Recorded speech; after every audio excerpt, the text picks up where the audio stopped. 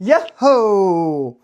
Welcome back, trainers and collectors. It is your favorite Poke Plumber. Today, we have a special episode for you. A little bit of a longer format, but guys, we sat with the one and only, shout out to my good friend Sean, PokeVault, and we had a little interview, a little market talk.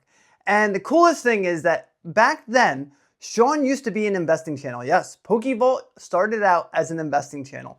So it was really cool to get him back to go to his roots and, talk market. But before we get into the episode, guys, Sean and I are giving you guys an Ascended Heroes ETB. All you have to do is like, comment, subscribe, hit that little bell notification, say it with me now, and then your chance to win an Ascended Heroes ETB. If it's free, it's for me. Sit back and enjoy this nice little talk that we had. Ho! Welcome back, trainers and collectors. It is your favorite Poke Plumber, alongside with the one and only Sean PokeVault. Thank you, man. Thank you, bro. Thank you for being here. Thank you for having me on, man. Yeah. No, but we have a fun, exciting one for you today. We have the original, bro, you were like the original investing channel before any of these investing channels were popping up. I mean, you always had Alpha Investments, SM Pratt, but then you came I was going to say that's who I watched. Yeah. Yeah. So I was about to give them, because you got to give, the respect where it deserves to be. But yeah, I was watching SM Pratt, obviously Alpha, Rudy. I used to watch TCA Gaming a lot. Shout out to Rusty. Shout out. He's such a good dude. Yeah, but I get some ideas and plays. I didn't have the money at the time what they were doing, but I definitely started getting the idea in my head that you could actually, buy some Pokemon, not only to collect, but as like an investment vehicle on some level. Like what was your first thing that you started investing in? What was like the first Pokemon item where you're like, you know what, I need more than one of these because they could do what made you start getting into investing? What like switched your mindset? So, okay, I actually, so this is good because it's on the top of my mind because I just did a video kind of explaining like my origin in getting back into Pokemon. And my first big investment purchase, I would say, is I bought a Green Wing base set booster box with the Green Wing Charizard, and that was my first big purchase. And I got it. How much was it at the time?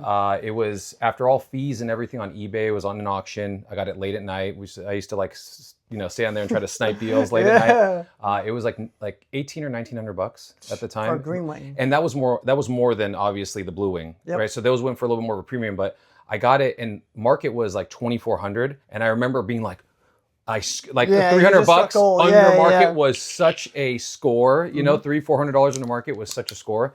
But from there, like, I didn't start out mainly in sealed. My biggest kind of what drew me, and SM Pratt kind of like touched on this a lot, was grading to invest, and then keeping pop reports and rarity trophy cards, gold stars, just really low pop, regardless of if people like it or not, or there's a lot of eyes on it, which at the time there wasn't, because when I started buying Pokemon, there really wasn't that much money to be made. SM Pratt used to say the rarer, the older, the mintier, the betterer. The betterer, the betterer. So that always stuck in my head. So what I started doing was taking any extra money I had, if I had some profits, and I'd always put it back into my collection.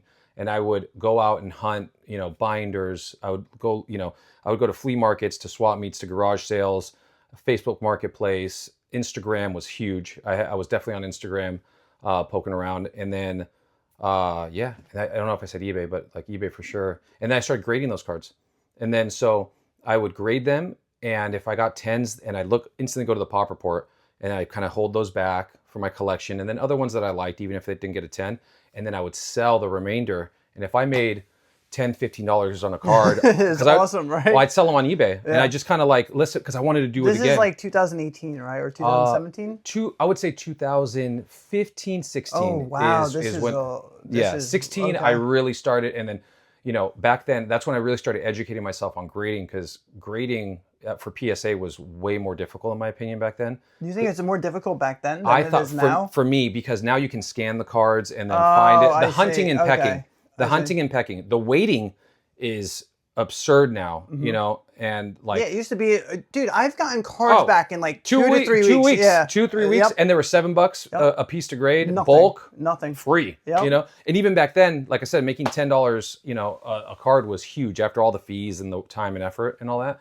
So that was my like biggest passion in terms of like, oh, I'm really starting to build a, you know, portfolio. But I was still, I was really hardcore collecting. I wouldn't call myself like I wasn't, you know, like thinking investing so much. I was really hardcore collecting and knowing that it was valuable. Yeah, see, it was way different back then because I just remember like when you would grade your cards, you'd have extra capital now to put in the other items and have fun with them, right? Like I'd be like, oh man, I just graded this card, I paid $100, and now this card's $190. So I just made $90, right? And now I could go put it into this box or this. Yeah. And that's kind of essentially what launched me to a whole nother level was the grading, because it gave me extra like money that I didn't have, and I didn't have money, you know, like not even close. But I think grading was like my saving grace, especially back then. But well, it was like, you know, grading was one thing. Like now you can obviously buy something sealed and then somehow see it appreciate 50% in a month,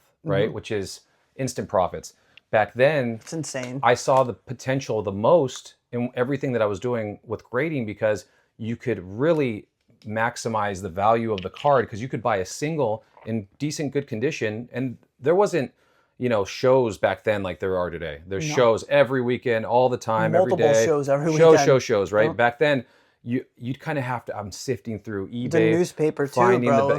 Bro, finding the best, you know, the best like copy of a card and checking the condition, and then some people are kind of like catfishing on eBay, so you have to stay away from those sellers because they show you something and then send you another. Yeah. You know? I've heard horror stories of that. Oh, it's happened to me. Yeah. It's happened to me. So yeah, so that was a really good way to, and it's still today's the same, I would say the same recipe, but you have to wait so much longer. And there's just so many more thousands and thousands of people doing it. Yeah, you're in competition now, because like back then, not many people were looking at cards just to grade, right? Like they didn't care. Like now everybody grades that card. Yeah. But like you used to be able to, you know, find something on eBay. Dude, Macari. I used to find crazy stuff on Macari. I'm telling you. And OfferUp too. Another really solid one. Bro, Troll and Toad, I used to go on there.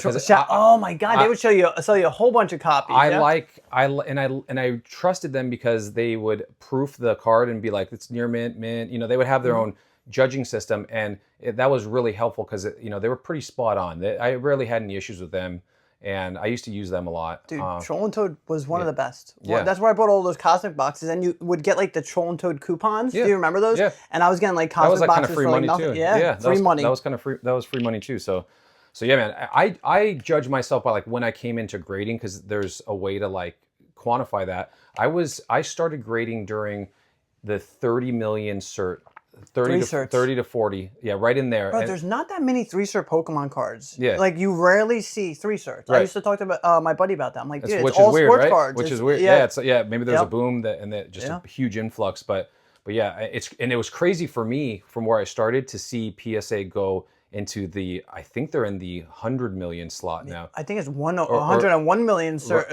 Or unless I'm mistaken, if it's billion, I'm on the spot. I don't know. No, I think it's 100 mil. But they adding an extra digit was like insane to me, because I was buying cards that I believe had a 0 at the beginning, or right 0 when there was a missing digit. It wasn't just blank. So I don't know if that computes, but because I'm just trying to remember it on the fly. But it was that was crazy to me, because I've always been a PSA kid. I have nothing against CGC, Tag, BGS. Tag hasn't been around that long, but you know, BGS and CGC, I have nothing against them. I've just always been a PSA kid. PSA. I mean, just personally, you know, like, dude, would I love to have black labels?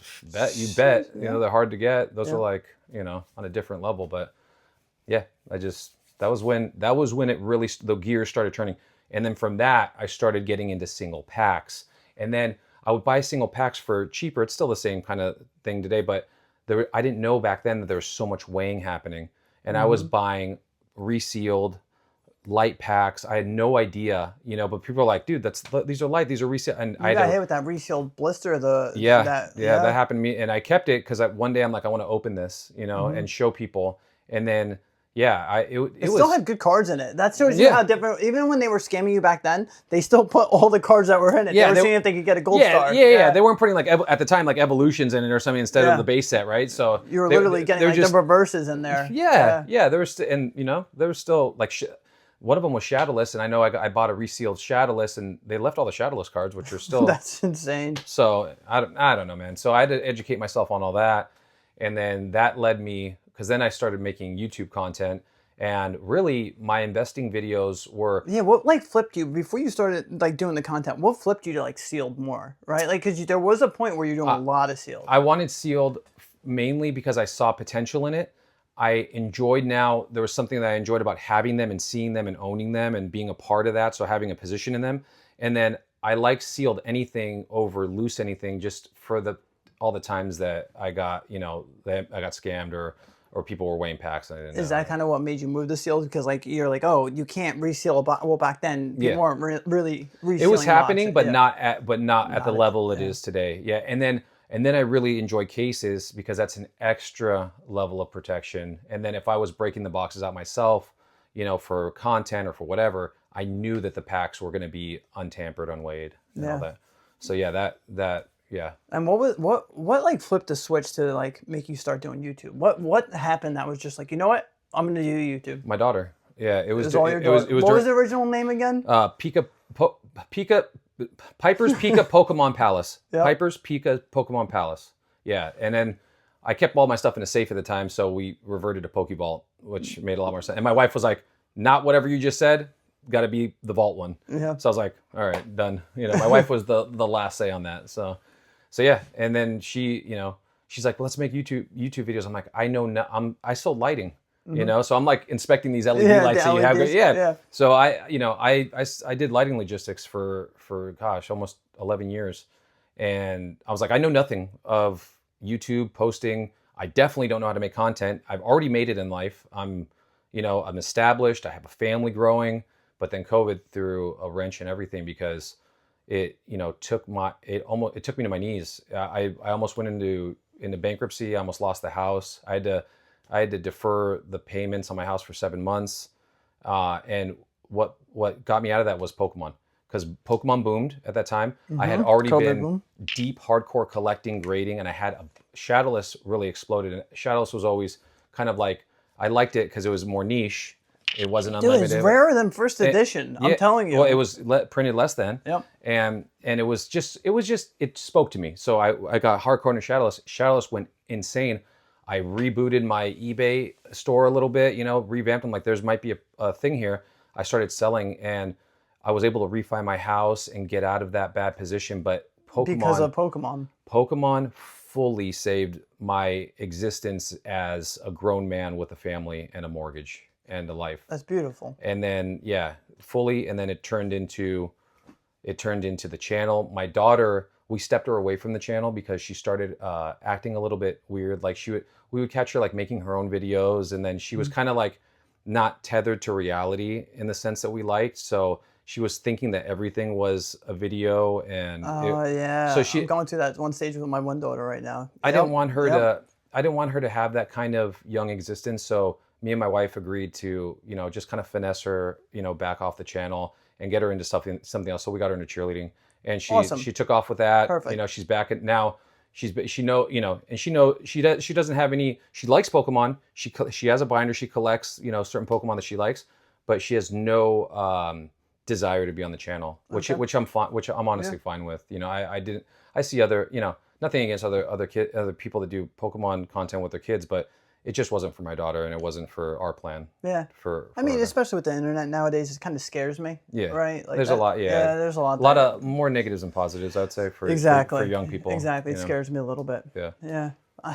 So then, when you started getting into sealed, and then you were talking about investing, like, what was the first sealed product that you were like, all right, let's like dive in. I'm gonna get stacks of these. Oh, that's easy. Evolving Skies. Evolving Skies. Yeah. That was one that stands out. Dude, you made the video. I'll never forget this. Something stuck to you. So yeah, it stuck to me. So Sean made a video, right? And he went on PokeData.com, right? And shout out to PokeData, not sponsored by him. Yeah, but still not. Went to PokeData, and he said, look at how many cards in this set are over $20. And I remember the job I'm on. It's like 7 o'clock at night. I'm doing a sewer. I'm doing a clean out. And I was jackhammering all day. And I'm like, you know what? And I literally, I swear to God, bro, I paused the video. I love this. I didn't have that much service. Every time I wanted to watch the video, I'd have to load it up outside and go in the basement. I stopped what I was doing, right?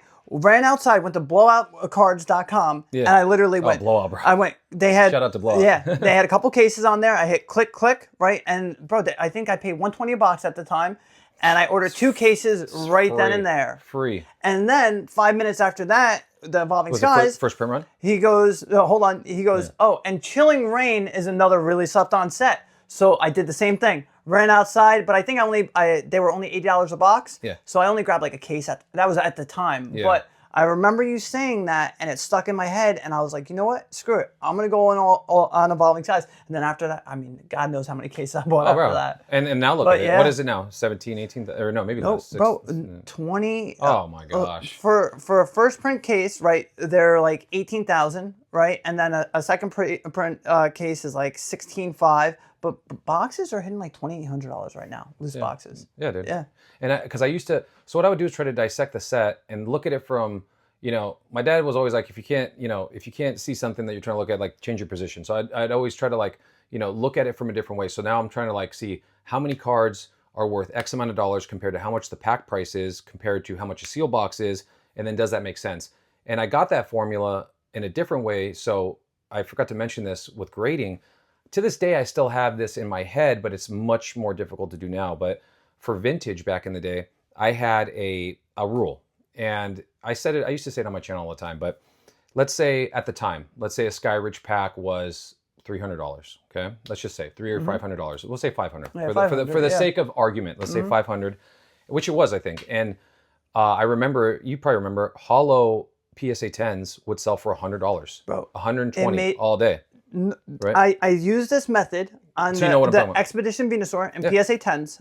My buddy Brian and I were talking, shout out to Great Never Faded, and we're like, dude, we can buy a PSA 10 Venusaur from Expedition for $180. Meanwhile, Expedition packs right now are $400. It's a no-brainer. And here's the secret to the sauce, and you guys probably already know, is if there's a pack that is 3x, 4x, whatever it is, even if it's the same amount, it would still be a green light for me. If the PSA 10 of whatever card it is, obviously, you go for more fan favorites or your likes or however you're approaching it if you want to invest in it. Any card that's a hollow or a chase card that's a PSA 10 in one of these vintage sets, and the pack is more expensive than the PSA 10, the PSA 10 is always a buy. And because if we kind of game theory or like try to work it out, if you open that pack, so you've paid $400, best case scenario, 1 out of 3, if they're unsearched, unweighed, you're going to get a hollow. Then you have to factor in the gem rate of that card. So you have to see the population report. These had pops of 100, 140 pop, 150 pop. No brainer. You buy the PSA 10 if you're looking to, take a position on it and see it grow, because the scarcity is just going to stay there, and time, and then time plus scarcity equals, So it's so beautiful. This is you're getting your investor back in you. I hear it. Oh no, bro. It's like locked in, bro. I still and shout out shout out to my boy PokeRev, because he told me, he's like, start opening, because all I would do is talk investing. Yep. And I was like, all right. So then I changed. And to be fair, at the time when I was in it, it's different now, because a lot of people, I think, eyes are back on, investing in Pokemon.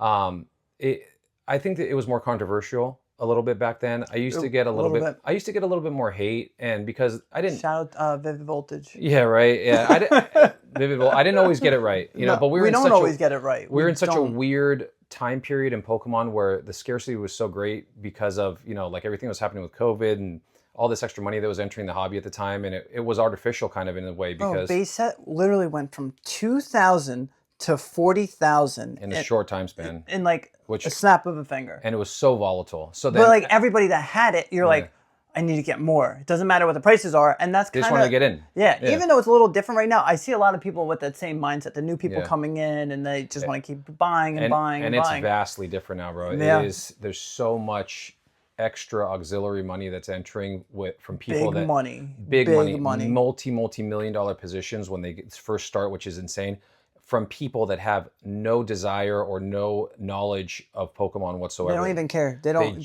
care the name of the set. They just want to have it. They treat it like, I don't even know, like a stock or an NFT or I don't know what, and they just want to be in. And that's why, in that sense, it's so foreign to me because it feels so different. It feels, it's not artificial. I wouldn't call it that. It's just too big to put my arms around now. I can't pinpoint certain reasons why things are happening the way they are, other than I have to just go macro and say, there's just so many eyes on the hobby, so much extra money is in the hobby that it has inflated it to an unthinkable place that I don't remember being. I mean, So like, even if things were to drop, right, hypothetically.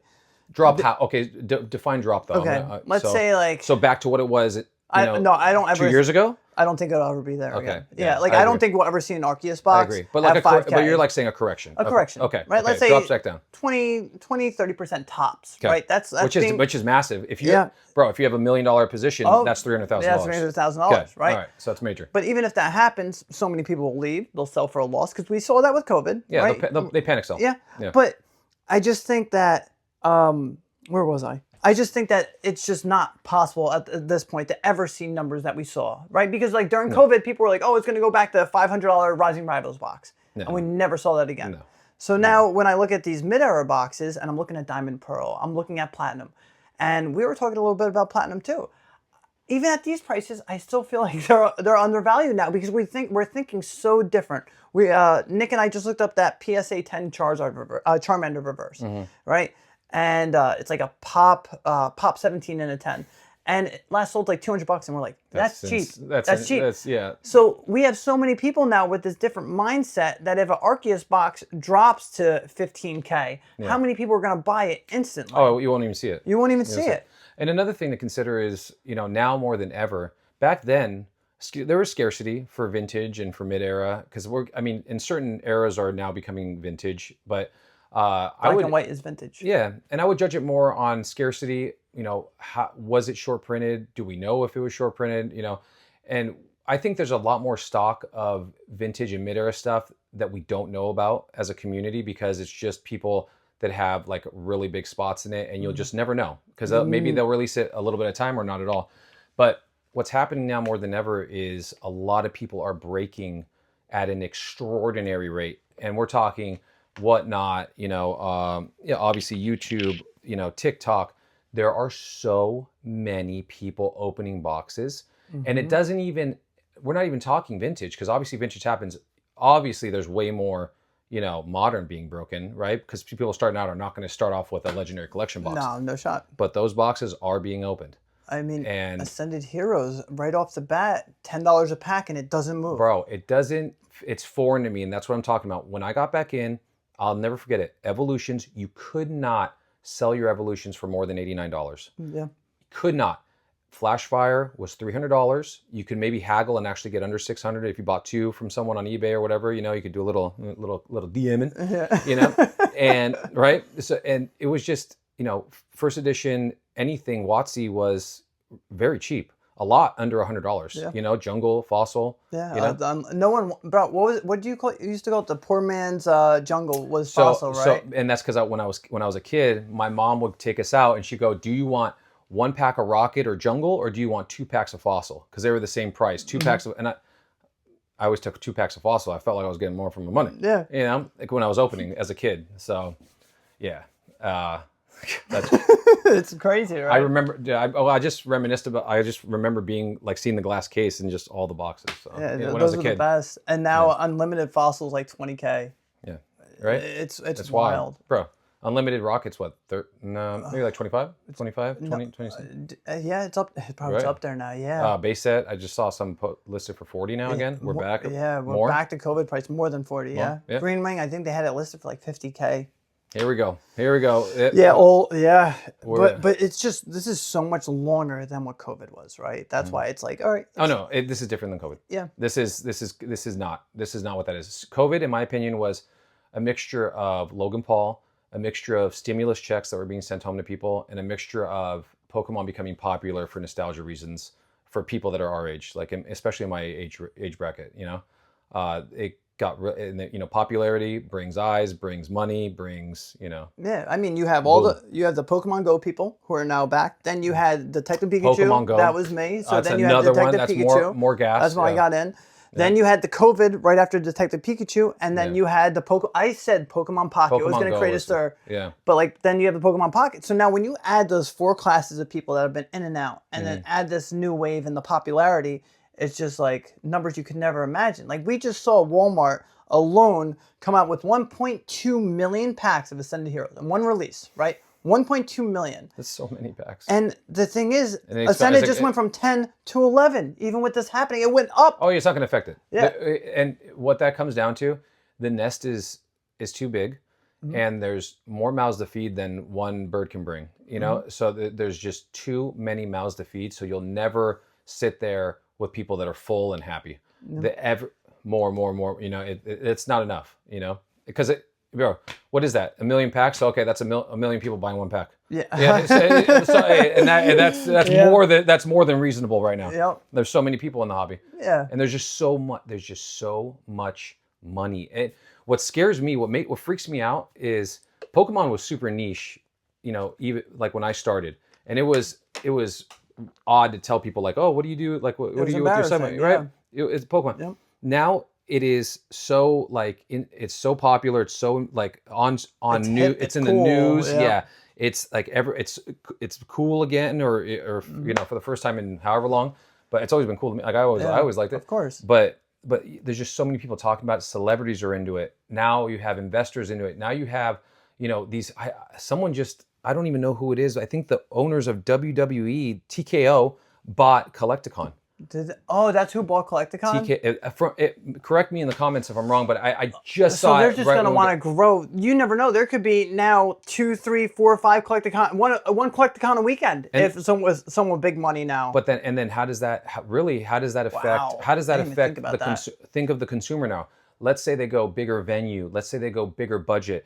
Let's say they have bigger performers. Let's say they start charging more for tables. They make it a crazy event now. Like you have not just one artist, you have 10 of your favorite artists. You bring all your money. It's like Coachella. Yeah. Yeah. And then look at what they charge. They charge $50 for a glizzy, bro. Oh yeah. I've already gone down that road. Holy crap, just sitting here thinking about that, and it's like, and then all of that is going to really come down to the consumer again too, because if all that goes up, that whole experience, ticket prices, 3-day pass or whatever, 2-day pass, and then, more for the boost, more boosts. It's going to be insane. And then what does that do? How is that going to affect like prices too? Yeah. I mean, who knows when or the hobby. I was talking a little bit about Nick with this, like say, how like there's still people opening EX era boxes, right? Mm-hmm. In the next 5 years, if someone's opening an EX Dragon box, it's going to be more so of an event. Right? Because it's like a first edition box. When someone opens a first edition box, everybody's watching it, right? Yeah. You have hundreds of thousands, millions of viewers. Yeah. And then, when someone opens a Skyward's box, all eyes are going to be on it. And the more that these get shredded, it's just going to get bigger and bigger and bigger. I don't even think we've seen what these vintage prices could do yet. And the scarcity of it. Scarcity is insane. Yeah. Yep. So it's like at some point, and I don't know when that is, and I don't know how much. It would be nice to know how much product is out there, because that might be like let people like breathe. Maybe there's still 1 million boxes of first that, which is obviously not the case. But you know what I'm saying? Like imagine if people knew that might also change things. Who knows? But who knows where they are?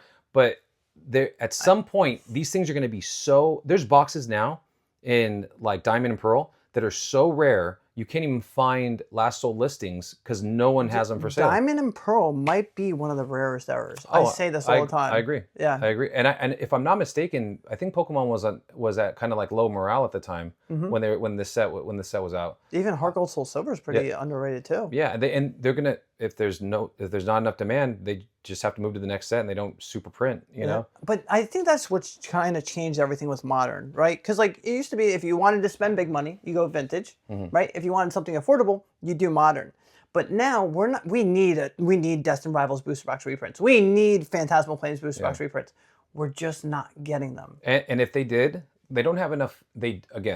I don't believe that Pokemon, maybe it's manufactured scarcity on their part also, because I don't know if they have the capability to print enough modern again in a reprint to move the needle, you know, but it might shut down the entire operation to even move the needle, to put enough packs on the street to actually affect the prices right now, because there's so many people watch on Modern and on Pokemon. Well, you know the wild thing is, like, you know how like Pokemon just bought this other center, not the one that they're working on right now, but they bought another one. Yeah. The reason they bought it was so another TCG couldn't buy it. And then the reason they bought the trucking company, because we thought Distro was going to get cut out, they were going to deal with everyone directly.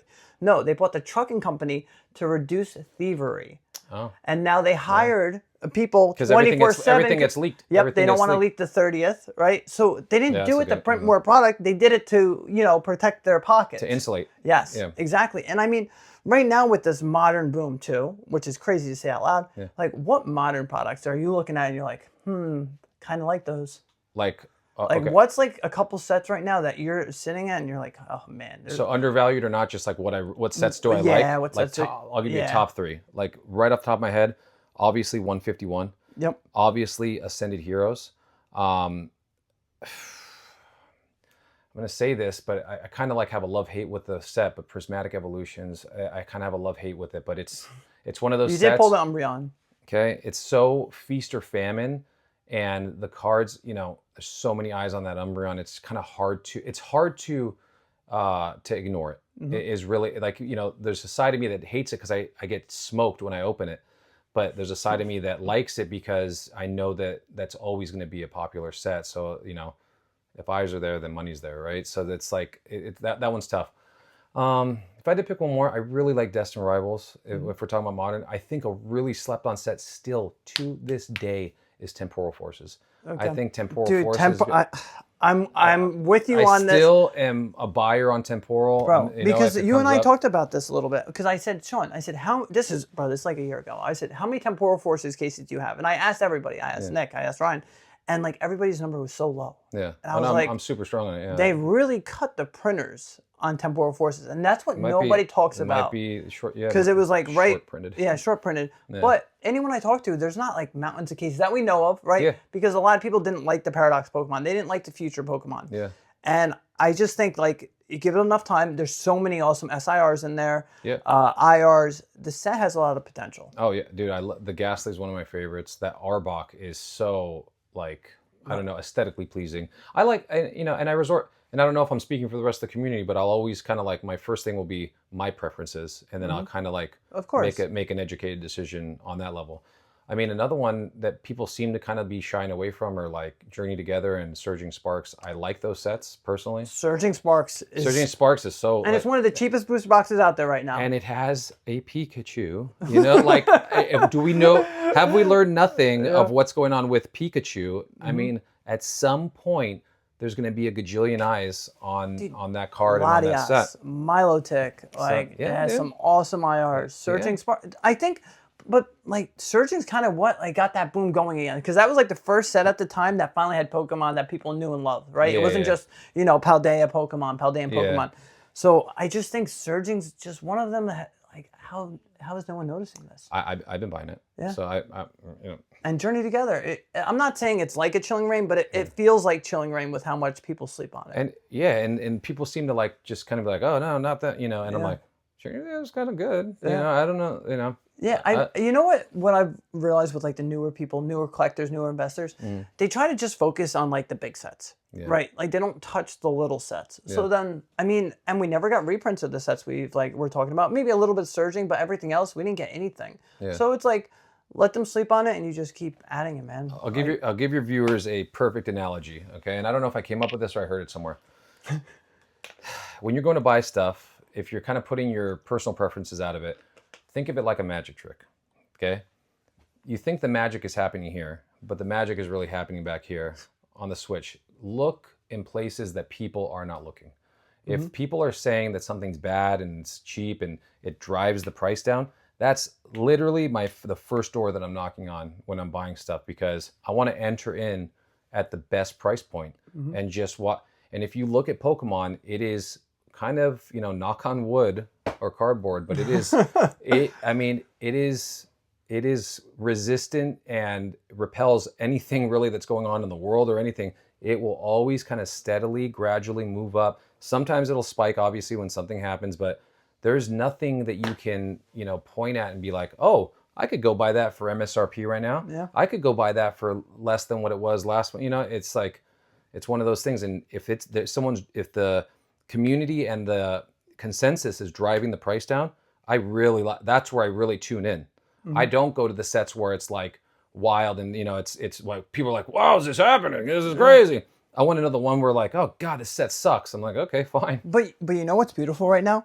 We have now the prismatic SBCs coming out. People are shying away from prismatic, which is kind of insane to me, right? Like I'm definitely not. Yeah, like with the prismatic, I see people shying away. But on my channel, I talk about Sword and Shield all the time. Everyone knows how much I love Sword and Shield. As much as I love Sun and Moon Cosmic Eclipse. Like, that's how I feel for Sword and Shield, too. That's almost getting out of bounds, too, on some stuff, right? So, Sword and Shield is still very gettable. Yeah, and but the thing is, nobody really cares about it. And I just can't. Like, I remember when Cosmic went to, 200 and you had Vivid Voltage at like 250. This is like when Vivid Voltage started booming. Yeah.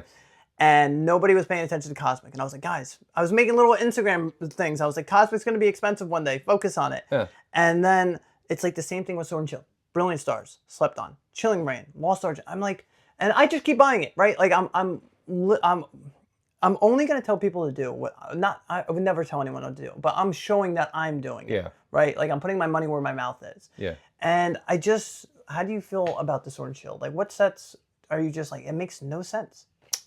I mean,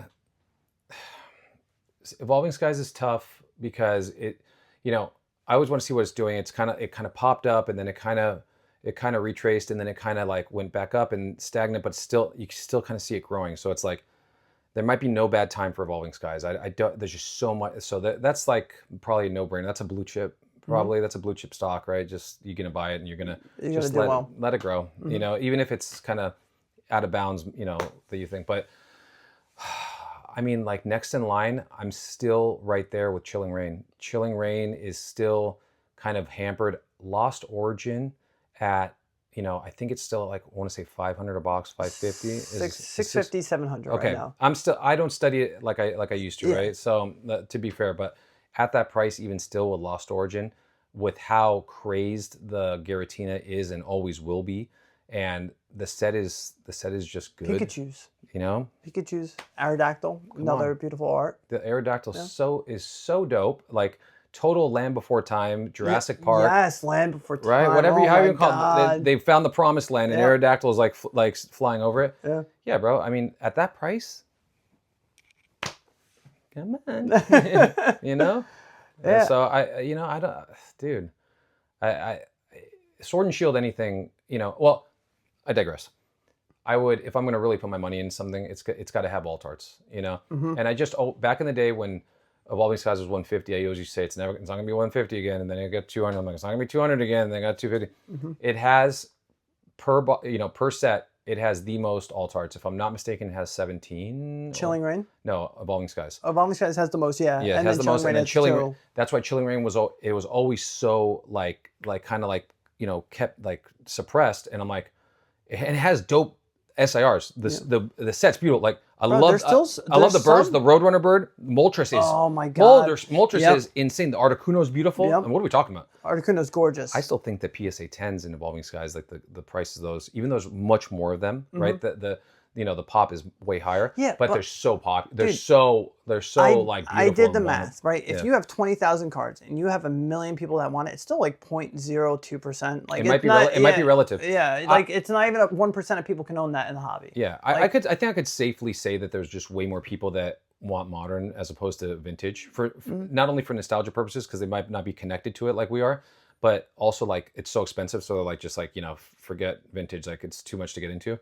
And they just obviously are like Sword and Shield is nostalgic to people now, which is crazy because we're really two. It's nostalgic. We're 2 eras off of Sword and Shield, right? Because we had Scarlet and Violet, and now we're in Mega. I mean, heck, dude. I mean, even Battle Styles is nostalgic to me at this point. I remember sitting on the floor pulling the T-Tar, going crazy, right? Like Pokemon Center popped up with those cases like a few years ago, and they were. I want to say they were like $150 a box is what. 143. 143. So we obviously bought it. Yeah, you bought some. I bought some too. All right. Yeah, all right. I did. Game recognizes game. Yeah, dude. But yeah, it's just I don't know. I'm even though things are crazy, this is probably like the most fun I've had in a while. Yeah. Like it's always exciting. There's always something new going on. It's just like something that was so quiet, right? Maybe because I wasn't as into it, right, back then, but it was always like quiet. But now it's just like there's so much going on. There's so much fun. You know, everybody's into it. My kids love it, which makes it a lot more fun for me too. Yeah. I mean, dude, even you pulling that Pikachu last night, like that was awesome to me. That was wild. Right? Like I haven't seen that card pulled yet. And like out of Ascended Heroes, the Pikachu SIR? Yeah, SIR. Yeah, you pulled the big dog, right? And it's just like it feels good to keep having fun in this hobby. Yeah, man. I feel that also. I do have like moments of like, you know, of like levity like that. I also feel we you know, but like, you know, you still have like super charisma, but it is gotten, you know, there is the other side of the coin for me. I feel like also, and I don't want to be negative, but hold on. You can say whatever you want. I made a whole negative video because I've gone through it too. Yeah. Right. So maybe I'm in the valley because I peak in valley, right? Yeah. They know me. I'm Manic Plumber. Okay. And I'll explain what I'm trying to say is that it almost feels like there's so many like targets and I just don't have enough arrows, whether it's financially, mentally, you know, time-wise. There's so many things that I see out there where I'm like, oh man, I should, you know, and then I realize I'm like, God, I'm like bankrupting myself trying to do this. And it's, you know, it's turned like, it almost kind of turns it into, it's more cumbersome than fun sometimes because I'm trying to make good decisions everywhere. And I'm thinking way more like my bandwidth is, you know, there's so much more going on back and forth. You know what I mean? So it's that part of it, I don't enjoy as much, you know what I mean? Because it feels more like God, I need to be everywhere all at the same time. And then I have to realize that I can't be everything all the time everywhere. I have to let some stuff go, even if it's a play or if it's a buy or whatever. At the end of the day, right, you can't keep everything. Yeah. That was one of the best things Ryan said to me because like I was like trying to buy all these big vintage boxes and I was like upset because I was selling like some XY cases, Sun and Moon cases. And he's like, bro, you can't keep everything. Be everywhere. Yeah. And like, I mean, sometimes we'll look back and I'll be like, oh, I sold that Gold Star Gyarados for $12K and it makes me sick. But it's like, that stuff helped me get my house and redo my entire house, right? Correct. So you just can't keep everything. But like, it's hard because you'll see so many channels saying, you got to buy Paldean Fates right this second. You have to buy SPCs for Prismatic right now. Oh, Ascended Heroes, we don't know. Because people will look at Ascended and be like, well, Destined Rivals went from 200 to 600 and stayed there. So what's Ascended Heroes ETV is going to be, right? Yeah. So you're constantly going. And what you have to realize too is like when you're looking back like that, as long as you're, you know, like for me, a lot of times I would sell something so I could get into something else because I wanted to always use like Pokemon money to like get more Pokemon. Never spend house money. Yeah, don't spend house money, right? So if you can't, right? And then hard purchases, you kind of have to take the L. If you have to like fix your house, buy a house, you know, something goes wrong, that's fine. If you have to like a water heater goes bad. Right, but everything that you bought with that money, how much has that appreciated? And that's probably, you know, multiple times over compared to like the 20 grand that one Gyarados, let's say, has gone up. Maybe you've made an extra 60K in net worth for your collection with the other things that you bought, you know, hopefully. Well, this is actually really important. This is what I've learned, right? Since I've been doing this hobby, I used to like with my crystal set, I just sold it. My poncho set, I just sold it, right? But I did put some in the Pokemon. But now, like when I sold my Phantom Forces case, I said, he's like, I'll give you all cash. I was like, listen, I'll take mostly cash, but I want the Legendary Treasures box and I want the Flash Fire box. So you can still be in it. And thank goodness I did that because Flash Fire went from, you know, 4,500 to 9 grand. And then the LT box went from 5 grand to 30, no, yeah. 20. And I'm like, wow. I was thinking of Platinum Arsenal. Now that Phantom Forces case I sold looks a lot better because I did take some trades. So it's like no matter what. And then you cashed out a little bit. You realized your equity. Which I am a believer in. I'm not saying that, you know, I would want to be out completely, but I definitely have a plan, a personal plan to, you know, at some point realize equity because I think you should. You know, obviously like in the stock market, you want to stay in the ride as much as possible and not make it real money, you know, because you want to always be kind of like on the ride. But I still think that there is, you know, something to like realizing your equity and maybe taking edges off in other places, like addressing other pressure points financially.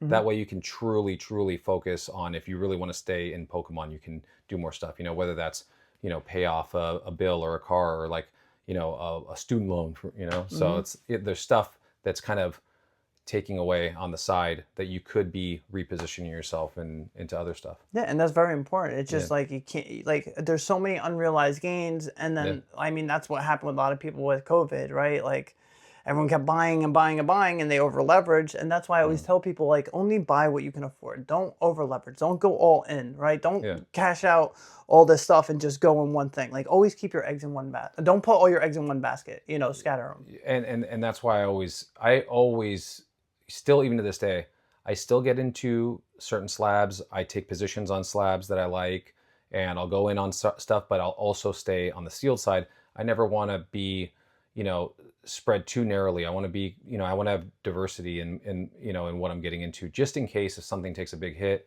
I can always kind of, offset, my total gains or losses comparatively to like whatever I'm getting into. So I like to be, I like to be in as many buckets as I can, without driving myself insane and bankrupting my entire family and going into chapter 7, so. Real quick, is there anything else like that is on your list right now? Goals. What are you doing next? What's on PokeVault's radar right now? Like just like collection wise? Or like any...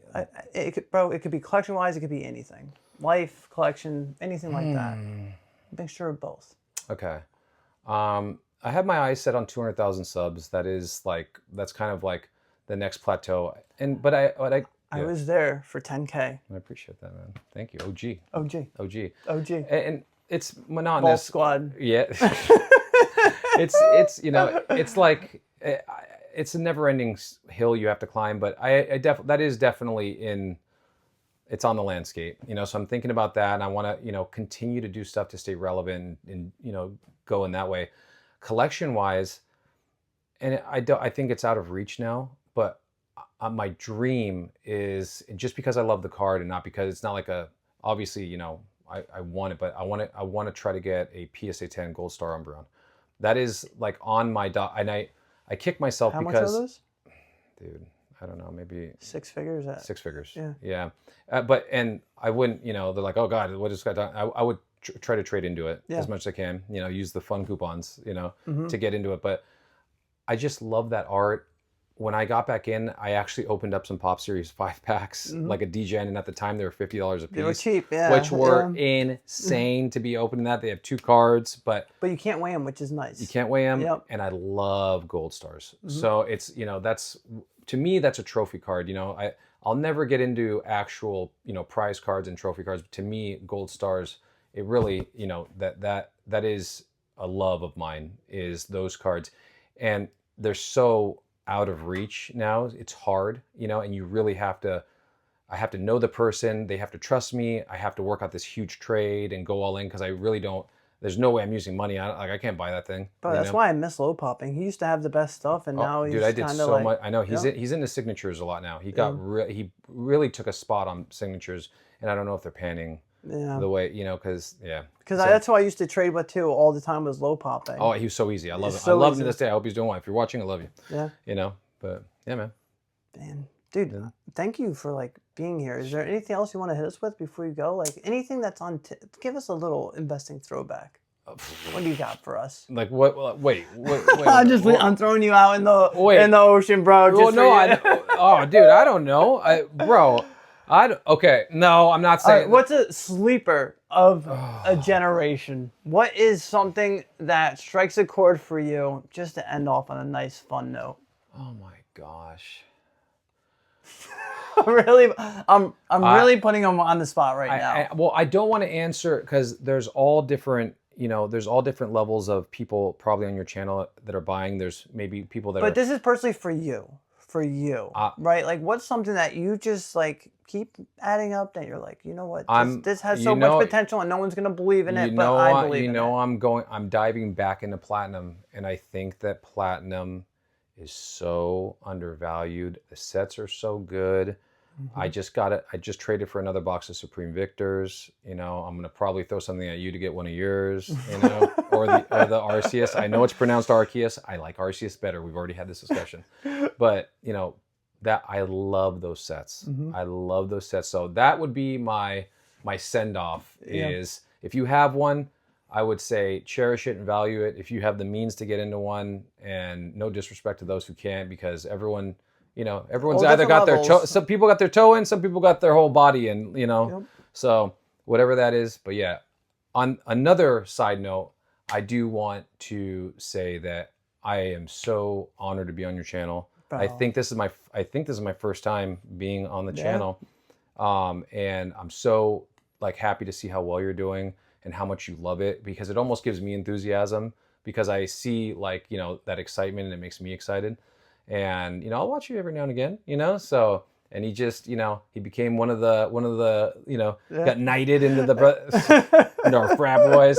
But no, man, I'm just happy to be here with you. I'm on the East Coast right now, by the way. And I'm happy to see you do well, and, you know, everything, man, your personal life, your professional life, Pokemon life, all the above. Bro, it's an honor. Thank you. But like, it's just crazy how much has changed in a year, you know, since last time you were here. Like, it's just different. Right? And how much closer are we? You know? I know, bro. Right? I love you to death. We still have to make a trade. I love you, man. I know. We're going to do that. Maybe we'll make a video about it. Yeah. Our first and last trade. Because it ruined our friendship. Our $1 million trade. Yeah. That's a thumbnail. Yeah, right. Guys, this was awesome to have PokeVault. If you're not subscribing, which you probably are, go check his channel out. Link in the description below. PokeVault 8. Ocho. ESPN 8. ESPN Ocho. Love you guys. I will catch you on the next one. Later, guys. That's awesome. Yeah, bro. Wasn't that good? You're the best. Trash everywhere, bro. It's crazy. Oh, sorry. Let me just... I'm incognito. I'm incognito. We're here at Target. We're going late night Target shopping. Late night Target shopping. Perfect order. Guess what? Perfect order. If I see anything, I'm clearing the fucking shelf. Bro, I can't start my intros with cursing.